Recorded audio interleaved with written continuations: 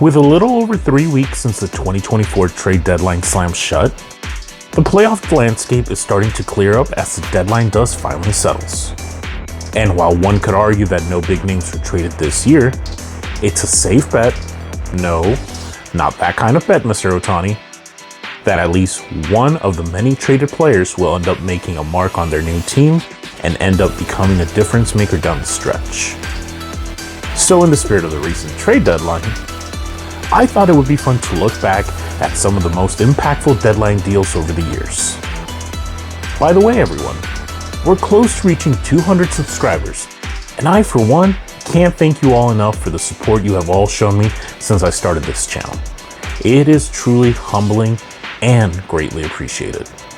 So if you guys like this video, please drop a like below and a follow as well if you're new here.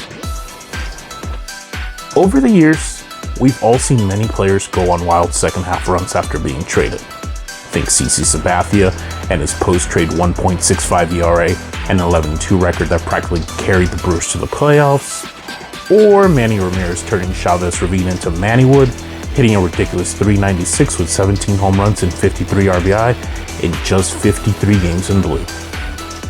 Now, while we can't deny these moves, like many others, turned out mutually beneficial for both the players and their new teams, in the end, they didn't quite deliver the end results those teams were searching for when they pulled the trigger on said trades in the first place, and that is to win the World Series.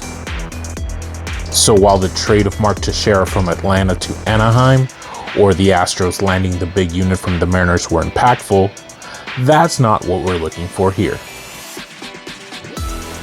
Instead, I'm going to focus on some of those trades that ended with the acquiring team striking gold as their hired guns helped them march their way to a World Series title. They are players who showed up in the biggest moments, coming up clutch when it mattered most.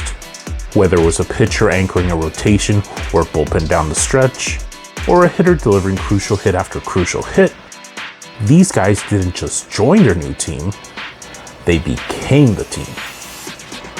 So let's get started, shall we? For this first one, let's hop into our blue police box and travel all the way back to the mid-1990s, and what, in my opinion, might be one of the least talked about deadline deals ever. Cecil Fielder to the New York Yankees. In 1996, the Yankees were desperate to reclaim their throne atop the baseball world after years of being an underachieving mess, having last won a ring in 1978. Looking to bolster their offense for the stretch run, an offense that was led by a young rookie shortstop named Derek Jeter, maybe you've heard of him, and sluggers like Tino Martinez and Paul O'Neill, New York pulled the trigger on a deal with the Detroit Tigers, bringing slugging DH/first baseman Cecil Fielder in exchange for fellow DH Ruben Sierra and right-handed pitching prospect Matt Drews. At the time of the trade, Fielder was hitting .248 with 26 home runs, 80 RBI, and an .833 OPS for the Tigers. Going from the Motor City to the Bronx didn't slow down the big slugger too much, as he continued raking at a torrid pace down the stretch, hitting .260 with 13 home runs and 37 RBI to go along with an OPS of .837 in 53 games for the Bronx Bombers. Come playoff time, Fielder continued delivering, albeit in a different way, as he hit .308 with 3 home runs, 15 RBI, and an OPS of .852. He became less of a slugger and more of a contact machine, delivering hit after hit, culminating with a ridiculous .391 batting average in the World Series. While he regressed the following season as he dealt with a thumb injury that limited him to just 98 games, Fielder's contributions to the '96 Yankees in the heat of the pennant race and their return to the pinnacle should not be overlooked or forgotten, as his timely hits and veteran presence proved to be a key cog in the Yankees' return glory and bringing the 23rd world title to the house that Ruth built.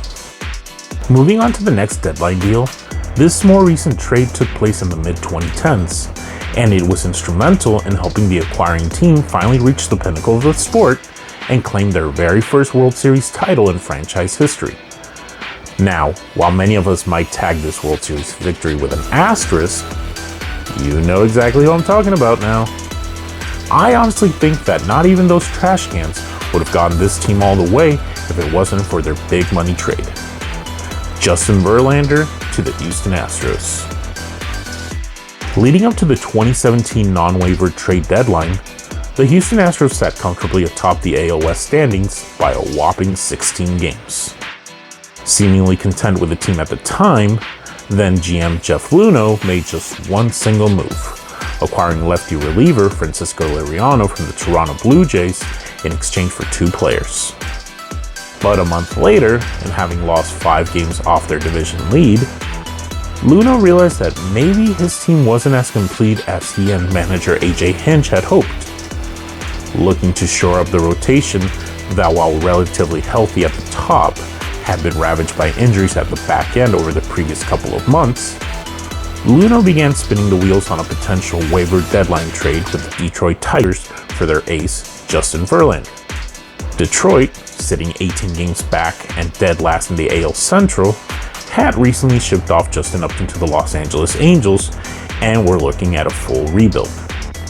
After going as far as having then-team ace Dallas Keuchel reach out to Verlander in hopes of convincing him to waive his no-trade clause and join him in Houston, the big right-hander ultimately agreed to the deal, getting it signed off with literally just seconds to spare on the trade deadline. In exchange for the veteran, Detroit landed 3 prospects: right-hander Franklin Perez, catcher Jake Rogers, and outfielder Daz Cameron.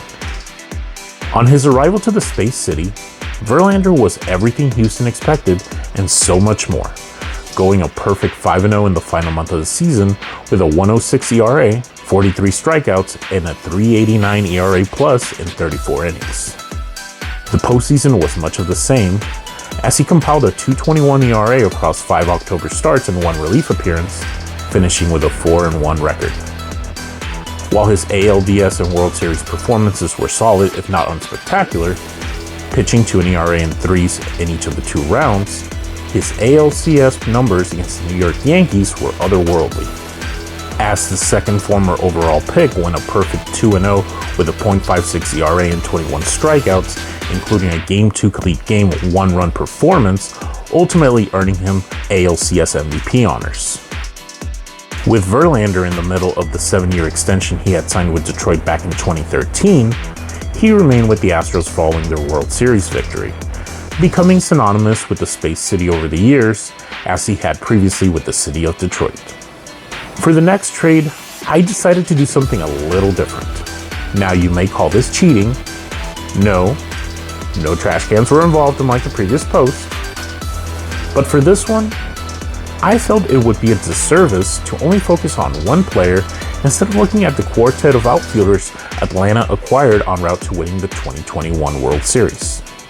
After losing Ronald Acuna Jr. to a season-ending injury, Marcell Ozuna to off-the-field legal troubles, and receiving little production from center fielder Ender Inciarte, come late July, the Braves still somehow found themselves within striking distance of a playoff spot, sitting just 4 games behind the division-leading New York Mets and 7 behind the San Diego Padres for the second wildcard. Their first significant move came on July 15th, when they sent first base prospect Bryce Ball to the Chicago Cubs in exchange for outfielder Jock Peterson. 2 weeks later, and having lost a game in the division standings, they made 3 more moves, trading away veteran infielder Pablo Sandoval to Cleveland, young catcher Alex Jackson to Miami, and pitching prospect Casey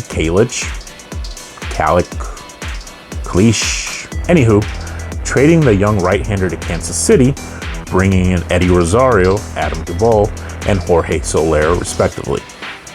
At the time of the trades, it was Duvall that was having the most productive season of the 4, hitting 22 home runs and driving in 68 runs for the Marlins despite a .229 batting average. In fact, of the 4 outfielders, the only one hitting over .230 when they were acquired was Eddie Rosario with his .254 batting average. After arriving in Atlanta, though, the 3 outfielders found new life in their bats, and in Duvall's case, continued life. In the final 2 months of the season, Peterson hit .249 with 7 home runs and 22 RBI. Duvall continued raking, hitting a low .226, but with 16 home runs and 45 RBI. Eddie Rosario raised his batting average to .271 along with 7 home runs and 16 RBI. But it was Soler that benefited the most from the change of scenery, as he improved on his scanty 192 batting average with the Royals to a more than respectable 269 the rest of the way, while crushing 14 home runs and driving in 33, nearly matching his Kansas City numbers in just half the games played. Collectively, the quartet combined to hit 254 with 44 home runs and 116 RBI, accumulating an astounding 4.4 WAR as they helped Atlanta chase down the Mets and clinch the NL East crown. In the playoffs, while they all found different levels of success, the quartet did their best to pick each other up when any of them struggled in any particular playoff round. As such, the postseason saw the four outfielders hit a combined 262 with 12 home runs and 36 RBI, with Eddie Rosario in his NLCS leading 560 batting average winning the NLCS MVP, and Jorge Soler taking home World Series MVP honors as Atlanta won their first championship in 26 years. After the season, Rosario and Duvall remained with Atlanta, while Soler's World Series heroics landed him a 3-year contract with the Marlins, and Peterson departed for San Francisco on a 1-year deal. In 2000, the New York Yankees were smack dab in the middle of yet another dynasty, having won the World Series in 1996, 1998, and 1999. Halfway through the year, though, as injuries to key players as well as underperformances began to pile up, New York GM Brian Cashman saw the division slowly slipping away as his team was looking up at both Toronto and Boston in the standings, and made a move to bring in some much-needed firepower to the Yankee lineup. On June 29th, a full month before the trade deadline, New York acquired outfielder David Justice from the Cleveland Indians in exchange for 3 players: outfielder Ricky Leday and 2 players to be named later that ended up being pitching prospects Jake Westbrook and Zach Day. Justice had played well in Cleveland leading up to the trade, hitting .265 with 21 home runs and 58 RBI, along with a .943 OPS, proving that even in his age 34 season, he still had some gas left in the tank. After the trade, it was much of the same, as the left-handed thumper slid into the everyday left field role for the Yankees and continued delivering at the plate, hitting .305 with 20 home runs and 60 RBI to go along with a .977 OPS and a 3.2 WAR. His performance was the spark the Yankees needed as they leapfrogged both Toronto and Boston in the standings and ended up winning the division by 2.5 games. Yeah, I know I said 2.5. Weird. But apparently they had a late season game suspended due to rain or something, and since they had already clinched a playoff spot, you know what? I'm rambling. Where was I? Right. In the playoffs, the big left-hander continued delivering his own brand of justice. See what I did there? Okay, I'll stop. As he continued coming up clutch when it mattered most in both the ALDS and ALCS, en route to winning ALCS MVP after hitting .231 with 2 home runs and 8 RBI. His numbers dipped in the World Series as he batted a measly .158, but had more than done enough to help get his team there, and the rest of the lineup delivered on their way to winning their 3rd World Series title in a row and 26th overall. He remained with the Yankees for the 2001 season, but was not the same player he was for New York the year before, as Father Time finally caught up with him and he only played in 111 games due to injuries, putting up subpar numbers, at least by his own standards. For the final World Series winning trade, I figured it would be foolish not to revisit the recent 2023 season. Going into the year, the Texas Rangers remain one of only a small handful of teams to yet win a World Series. Having backed up the cash trucks to bring in Nathan Eovaldi and the offseason's big fish Jacob deGrom to shore up their rotation, the Rangers saw their window of contention swing wide open. So when the trade deadline rolled around and they saw their division lead just a measly 1 game over the Houston Astros, while having lost deGrom early in the season to yet another injury, gee, who could have predicted that? And poor performances from the back end of the rotation, Texas general manager Chris Young made a pair of moves he believed would help get his team over the hump. First bringing in Max Scherzer in exchange for Texas number 2 prospect Luis Angel Acuña. Then followed that up by acquiring Jordan Montgomery and Chris Stratton from the St. Louis Cardinals in exchange for 2 of Texas' top 11 prospects, Tekoa Roby and Thomas Gacy, as well as lefty reliever John King. Now, for any of you who watched the post-deadline Texas Rangers last year, in particular their postseason run, you know this video is not about Scherzer, but about none other than the big lefty, Jordan Montgomery. Montgomery was money down the stretch for Texas, going 4-2 with a 2.79 ERA in 11 starts as the Rangers finished tied with the Astros in the division standings, but were ultimately relegated to the wild card as a result of their head-to-head record. In his first playoff start, Montgomery spun a gem in Game 1 of the AL wildcard series against the Tampa Bay Rays, tossing 7 innings of shutout ball en route to a 4-0 victory. His second postseason start wasn't as effective, as he allowed 5 runs, 4 earned in 4+ innings against the Baltimore Orioles in Game 2 of the ALDS, coming away with a no decision as Texas held off a late Baltimore rally to win the game and take a 2-0 series lead.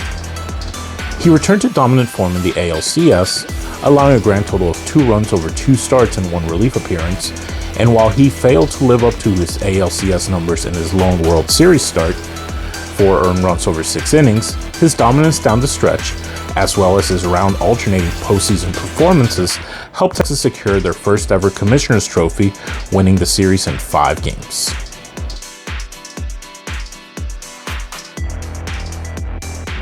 After the season, Montgomery waited longer than most expected to find a home, finally linking up at the 11th hour with the team he had beaten in the World Series, the Arizona Diamondbacks, as he signed a 1-year, $25 million deal with a vesting option for his second year that can earn him up to another $25 million. So as the season continues, it'll be interesting to look back and see what shrewd move will prove to be the biggest and most important franchise-altering acquisition. Only time will tell, but for those teams still in the playoff hunt, it doesn't hurt to dream. Thank you all so much for watching. I'd love to hear your thoughts and opinions on my thoughts and opinions in the comments below. If you guys enjoyed the video, please don't forget to hit the like button below and subscribe so you don't miss any of my new content. I'm TK, and I'll catch you all here next time on the Baseball Blues.